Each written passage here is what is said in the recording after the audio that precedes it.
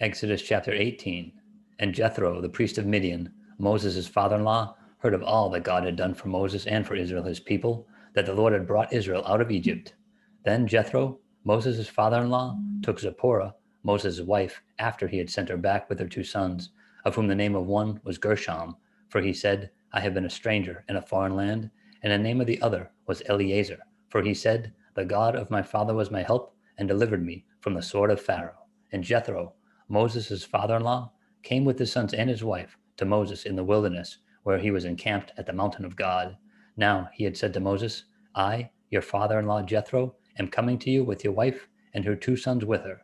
So Moses went out to meet his father-in-law, bowed down and kissed him, and they asked each other about their well-being, and they went into the tent. And Moses told his father-in-law all that the Lord had done to Pharaoh and to the Egyptians for Israel's sake, all the hardship that had come upon them on the way, and how the Lord had delivered them. Then Jethro rejoiced for all the good which the Lord had done for Israel, whom he had delivered out of the hand of the Egyptians. And Jethro said, Blessed be the Lord, who has delivered you out of the hand of the Egyptians, and out of the hand of Pharaoh, and who has delivered the people from under the hand of the Egyptians. Now I know that the Lord is greater than all the gods, for in the very thing in which they behaved proudly, he was above them. Then Jethro, Moses' father-in-law, took a burnt offering and other sacrifices to offer to God, and Aaron came with all the elders of Israel to eat bread with Moses' father-in-law before God. And so it was on the next day that Moses sat to judge the people, and the people stood before Moses from morning until evening.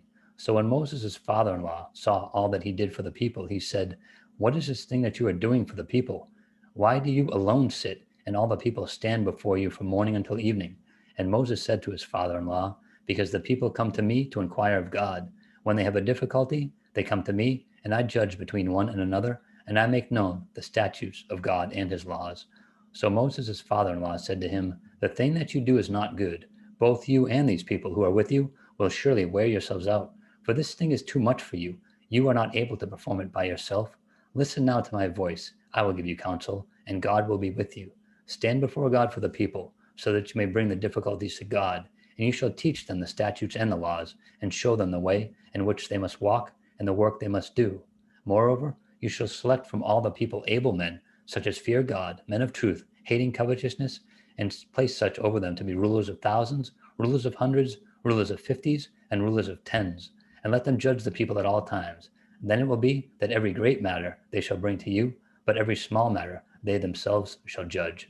So it will be easier for you, for they will bear the burden with you.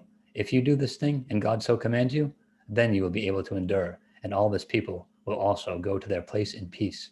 So Moses heeded the voice of his father-in-law and did all that he had said, and Moses chose able men out of all Israel and made them heads over the people, rulers of thousands, rulers of hundreds, rulers of 50s, and rulers of 10s. So they judged the people at all times. The hard cases they brought to Moses, but they judged every small case themselves. Then Moses let his father-in-law depart, and he went his way to his own land.